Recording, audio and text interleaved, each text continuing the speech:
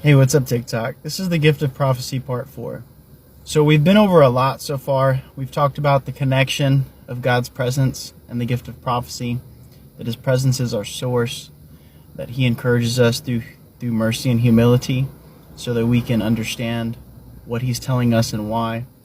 But in part 4, I want to talk about how there's 2 marks of a true prophetic word.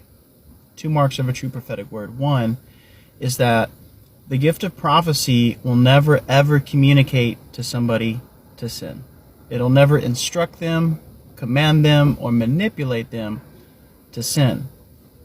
That second mark is that the gift of prophecy is meant for 3 things: edification, encouragement, and equipping.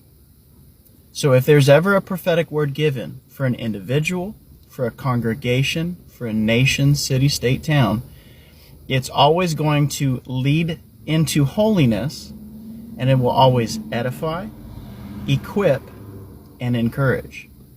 That's how we know. Now, when I say prophetic words don't lead people into sin, a lot of times we think about just a general command, like, well, God said you should marry this person even though it's adultery. That would be kind of obvious. That's not from God. But something else that is really rampant in a lot of the church, unfortunately, is the sin of greed, right?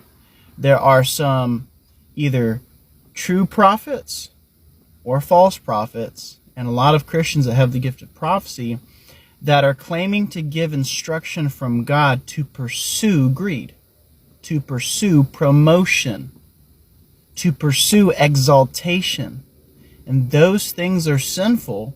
And because they're being told to people who are very accustomed to falling to the temptation of the flesh, those kinds of words are easily received. And they're not filtered by the Word of God and the intention of God and his holiness to set apart his people. And so it's very important to understand those things. God doesn't tell us to pursue exaltation. No, he tells us to pursue humility. And those who are humble will be exalted. God doesn't tell us to pursue greed. No, he tells us to pursue grace, because grace provides what we need in our time of need. God doesn't tell us to pursue promotion, because he instructs us and commands us to be servants and to serve this world just like his son did, to the extent of giving up his own life when he did nothing wrong. So guys, if you've been given the gift of prophecy, I hope these videos encourage you. God bless you. I love you.